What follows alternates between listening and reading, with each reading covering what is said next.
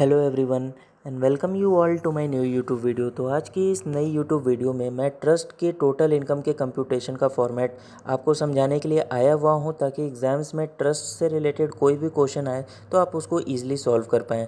तो हम देखेंगे कि आप ट्रस्ट के इनकम को कंप्यूट कैसे करते हैं। तो फर्स्ट ऑफ ऑल मैंने कंपोनेंट वाइज इसको बांट रखा है। कॉर्पस डोनेशन अगर कोई भी ट्रस्ट को मिलता है, या कॉर्पस गवर्नमेंट ग्रांट है, या इनकम अंडर सेक्शन 10(1) है मीन्स एग्रीकल्चरल इनकम है, या गवर्नमेंट स्कूल्स एंड हॉस्पिटल्स हैं। Government schools and hospitals are those schools and hospitals whose total receipts के 50% से ज़्यादा उसमें गवर्नमेंट ग्रांट है, means substantially financed by government है। And private schools and hospitals जिनकी gross receipts up to 1 crore हैं, तो उनकी टोटल रिसीट्स को आप हमेशा क्या लेकर चलेंगे, नील लेकर चलेंगे। उसमें आपको कोई भी इनकम टैक्सेबल नहीं करनी है। Second, gross receipts from colleges and schools and hospitals जिनकी टोटल रिसीट्स 1 करोड़ रुपीज़ से एक्सेस में है, सपोज 2 करोड़ है, तो in excess of 1 crore is 1 crore, तो 1 करोड़ यहाँ पर आपको टैक्सेबल कर देना है।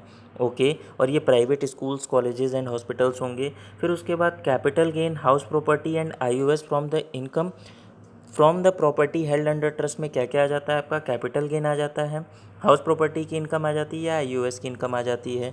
तो उसको भी आपको यहाँ पर लिख कर चलना है और आपको इनकम में ऐड बैक कर कर चलना है। कैपिटल गेन के लिए एक स्पेशल पॉइंट होता है कि जो भी नेट कंसिडरेशन हुआ आपको ओल्ड एसेट को बेचने पे, तो उस नेट कंसिडरेशन को अगर आपने फुल्ली यूटिलाइज कर दिया नए एसेट्स को ख़रीदने में, तो आपका कैपिटल गेन फुल्ली अप्लाइड माना जाएगा और कुछ भी टैक्सेबल नहीं होगा। बट अगर आपने नेट कंसिडरेशन पार्टली यूटिलाइज़ किया तो 85% एप्लीकेशन में क्या आएगा, cost of new asset minus the cost of old assets, 85% application of income में आ जाएगा। फिर उसके बाद income from business which is incidental to the main object. अगर मेन ऑब्जेक्ट से रिलेटेड अगर आपको कोई इनकम हो रही है, फॉर एग्जांपल हॉस्पिटल्स में आप मेडिकल शॉप्स रन कर रहे हो, तो उन मेडिकल शॉप्स को जो इनकम हो रही है उसको आप बोल सकते हैं income from the business which is incidental to the main object. जितनी भी इनकम है आप उसको इनकम का पार्ट बनाएंगे। ओके, बिजनेस से रिलेटेड एक स्पेशल पॉइंट ये था कि आपको अगर बिज़नेस इनकम है तो आपको बुक्स ऑफ अकाउंट्स मेंटेन करने पड़ेंगे, उस पर आपको 11-12 का एग्जाम्पशन बेनिफिट मिल जाएगा। प्रोवाइडेड कि अगर असेसमेंट के टाइम पर कोई कंसील्ड इनकम ईओ को मिलती है, तो उस कंसील्ड इनकम के रिस्पेक्ट में आपको 11-12 का बेनिफिट नहीं मिलेगा। ओके, फिर उसके बाद government grant other than corpus. कोई भी गवर्नमेंट ग्रांट जो कॉर्पस को छोड़कर नॉर्मल गवर्नमेंट ग्रांट है, उसको भी आपको इनकम का पार्ट बनाना है। फिर उसके बाद नॉर्मल डोनेशन जिसको आप वॉलेंट्री कंट्रीब्यूशन के नाम से भी जानते हो, अदर देन कॉर्पस है, तो उसको भी आपको इनकम का पार्ट बनाना है। And important point, income not taxable under section 115 BBC। Means जब हम एनोनिमस डोनेशन में इनकम, एनोनिमस इनकम की कंप्यूटेशन कर रहे होते हैं, तो उसमें कुछ एक्सेसिव पार्ट्स से ऊपर वाला जो पार्ट होता है, मीन्स जो टैक्सेबल नहीं हो पाता है 115 BBC में, मीन्स 5% ऑफ टोटल डोनेशन और 1 lakhs whichever is higher is being compare to the anonymous donation received. तो जो भी इनका एक्सेस होगा वही सिर्फ 115 BBC में टैक्सेबल होता है। Rest all part will be taxable as the normal income, और वो आप इनकम का पार्ट यहाँ पर बना देंगे। फिर हम मूव फॉरवर्ड करते हैं अपने सेकंड पेज की तरफ। सेकंड पेज की तरफ अभी तक तो आप ऐड करते हुए रहे थे, अब आपको लेस करना है। क्या लेस करना है, 15% का आप एडहॉक डिडक्शन दे दीजिए। उसके बाद amount applied for charitable and religious purpose in India. फिर उसके बाद ये आपका कौन सा हो जाता है, ये आपका 85% वाला हो जाता है।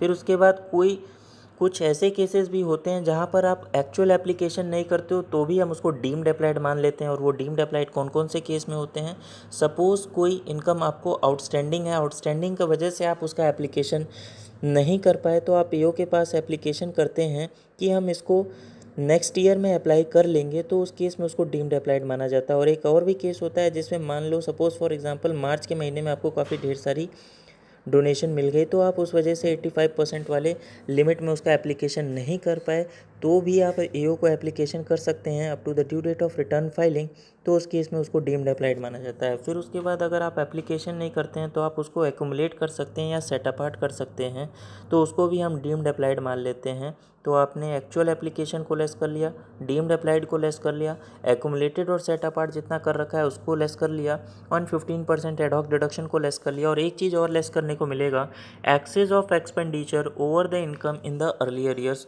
मीन्स कोई भी अगर आपका एक्सेस है एक्सपेंडिचर का अर्लियर प्रीवियस ईयर्स में, तो उसको भी आपको यहाँ पर लेस करने को मिल जाएगा। तो फिर ये जो बैलेंस इनकम आएगी उसमें आपको कुछ और चीज़ें ऐड करनी है। क्या ऐड करनी है? Deemed income under section 13(6) and 11(3). अब ये 13(6) में क्या होता है? 13(6) में अगर आप स्पेसिफाइड पर्सन को एजुकेशनल बेनिफिट प्रोवाइड करते हो या मेडिकल फैसिलिटी प्रोवाइड करते हो, तो जो fair market value of the facility provided है वो हमारी डीम्ड इनकम बन जाती है, मीन्स ट्रस्ट की डीम्ड इनकम बन जाती है। एंड 11(3) में क्या होता है? 11(3) में अगर एक्यूमुलेशन वाली जो कंडीशंस थी उसको आप सेटिस्फाइड नहीं करते हो तो वो भी आपकी डीम्ड इनकम बन जाती हैं। मीन्स आप मिस यूटिलाइज़ करते हो या नॉन यूटिलाइज़ करते हो तो वो आपकी डीम्ड इनकम बन जाती हैं, वो भी आपकी इनकम में ऐड हो जाएंगी। बट इन इनकम के रेस्पेक्ट में आपको ये लेस वाले बेनिफिट अवेलेबल नहीं होंगे, मीन्स सेक्शन 11 एंड 12 का बेनिफिट अवेलेबल नहीं होगा। तो ये लेस कर ऐड करने के बाद जो इनकम आएगी वो आपकी इनकम आएगी to be taxable at the normal rate. Means slab rate से जो इनकम टैक्सेबल होने वाली है उसमें आपको ऐड करना है एनोनिमस डोनेशन, जो कि 115 BBC में टैक्सेबल होगी। वो टैक्सेबल होती है एट द रेट ऑफ 30%। जब आप ये दोनों इनकम को ऐड कर दोगे तो आपकी निकल कर आ जाएगी total income of the trust. तो ये था पूरा ट्रस्ट के टोटल इनकम का कंप्यूटेशन, और उस पर क्या रेट ऑफ टैक्स एप्लीकेबल होगा ये मैंने इस वीडियो के थ्रू आपको समझा दिया है। होप आपको ये वीडियो अच्छी लगी होगी। अगर ये वीडियो अच्छी लगी है तो आप मैक्सिमम स्टूडेंट्स के साथ इस वीडियो को शेयर कर सकते हैं, क्योंकि एग्ज़ाम्स हमारे काफ़ी क्लोज हैं। तो ट्रस्ट का क्वेश्चन बेसिकली एग्जाम्स में ज़रूर से ज़रूर आता है। तो अगर ये वीडियो अगर वो देखते हैं तो उनको समझ में आ जाएगा कि ट्रस्ट के क्वेश्चन को कैसे सॉल्व करना है। अगर इसी फॉर्मेट में आप ट्रस्ट के क्वेश्चन को सॉल्व करते हैं तो आपका ट्रस्ट का क्वेश्चन कभी भी गलत नहीं होगा। मिलते हैं अपने नेक्स्ट वीडियो में इसी तरीके के रिलेवेंट टॉपिक अपडेट्स या किसी न्यूली इंसर्टेड सेक्शन के साथ। अभी के लिए फ़िलहाल बाय बाय।